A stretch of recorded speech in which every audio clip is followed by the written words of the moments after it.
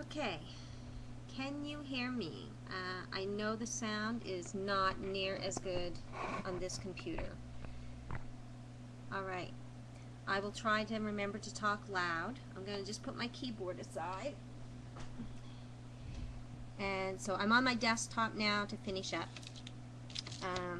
So I'm putting my stamens together. Good, I'm glad you can hear me. Am I loud enough?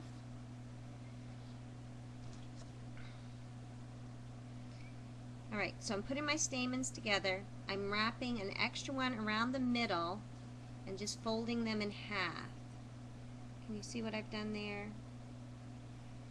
So almost like this is gonna, and this is gonna act as my needle end, the two that I wrapped around. And I'm gonna thread, I'm gonna alternate light, dark, light, dark, light.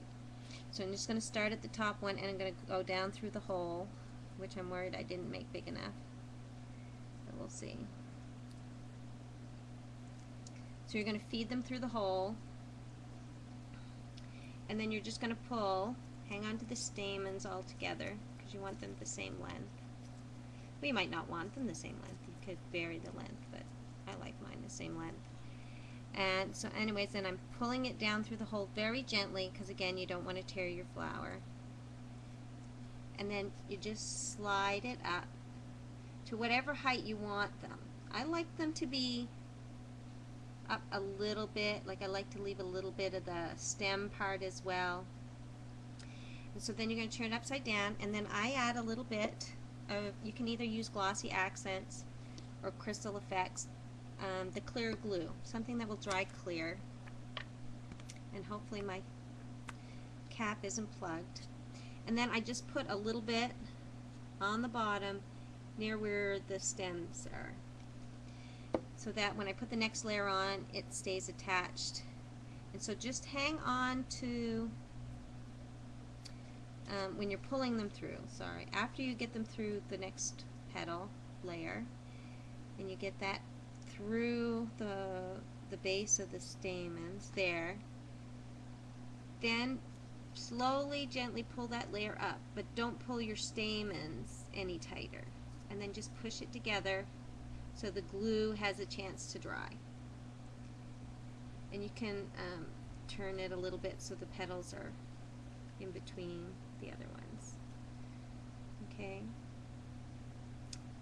Alright, and then you're going to do the same thing, add a little more glue to the base,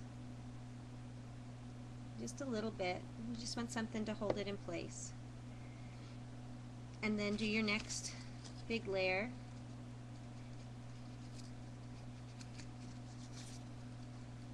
And just, oh sorry, I was way off camera. And just pull it gently through until it's up to previous layer, and just hold it in place a sec. It is looking pretty already. Like the first two layers look pretty. Like you could leave it at that if you want. You can layer different shaped flowers. The possibilities with this is endless. I find this is an easy flower to make. I think you'll be pleased with it. It's crumpled, so it's not a perfect shaped flower, so I think you'll be happy with it if you try it. So then a little more glue, and then the next layer.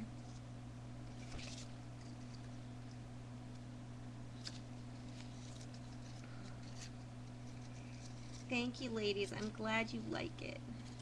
And so I try to offset my petals just so they're in the middle of the last one. Look how pretty it's looking, and we're not even done yet. Yeah, they're not all just alike. Each one is unique. You're not going to get, like, you won't be able to make two exactly the same. You might be able to make them the exact same color, but they are not going to be the exact same.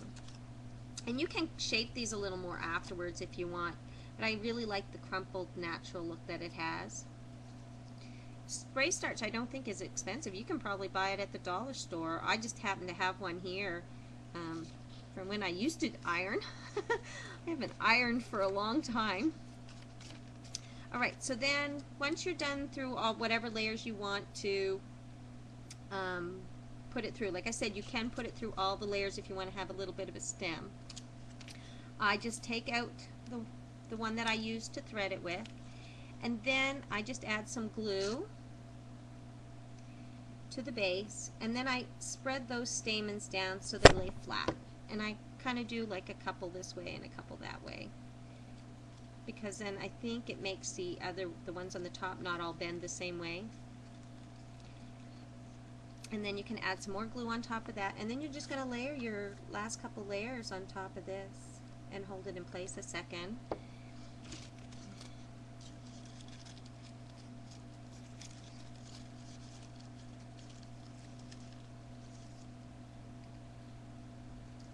Just give it a second for that glue to dry. It's fairly quick drying glue, which is nice. To make the plastic paper, I've never heard of plastic paper. You can use scraps of paper if you want. I like using designer paper because it's double-sided, but you can use single-sided, you can use solid color paper. There are pictures of my other flowers. That must be interesting then, the plastic paper. You'll have to send me the link over on the beach, Rita, so I can check it out. Alright, so I'm opening this one up a little bit more, just so I can fit it on the bottom. I'm going to put my glue here. Alright. Thank you, Rita. Alright, and then you're just going to set your last layer on and hold it in place a second. And I find Crystal Effects and Glossy Accents are a nice, strong glue that lasts really well. So once it dries, your flower is pretty sturdy. I wouldn't want to play with it though until it's dry, but once it's dry, it's a fairly sturdy flower. And so there we go. That's how easy it is. This one's really crumpled up, but like I said, you can play with it and flatten it out a little more than what it is. They're fairly thick. They probably wouldn't work well inside a mini unless you just did a couple layers, but they'd be really nice on a cover. I hope you enjoyed the tutorial. I'm sorry about the issues, and who knows, maybe I'll do some more. Thanks for watching. Does anybody have any questions that I didn't answer?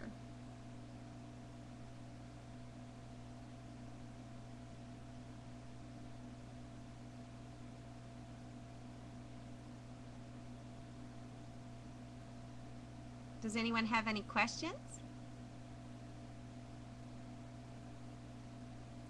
I hope if you make some, you guys will send me links to them so I can see what you did.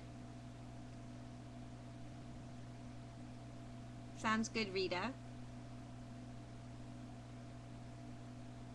Alright, thanks everyone. Bye till next time. I will if I do a regular time. Thank you, Rita.